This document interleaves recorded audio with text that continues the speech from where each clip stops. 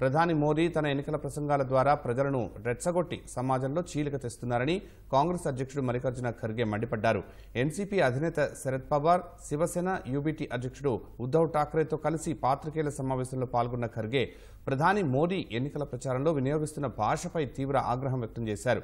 మోదీకి ముందు ఏ ప్రధానమంత్రి కూడా ప్రజలను రెచ్చగొట్టే వ్యాఖ్యలు చేయలేదన్న ఖర్గే ప్రజాస్వామ్యం గురించి పదే పదే మాట్లాడతారు కానీ ప్రజాస్వామ్య సిద్ధాంతాలకు కట్టుబడి ఉండరని మండిపడ్డారు. అయోధ్యలో రామ మందిరాన్ని కూల్చేస్తారని, ఆర్టికల్ 370ను పునరుద్ధరిస్తారన్న మోదీ వ్యాఖ్యలపై కూడా ఖర్గే ఘాటు విమర్శలు చేశారు.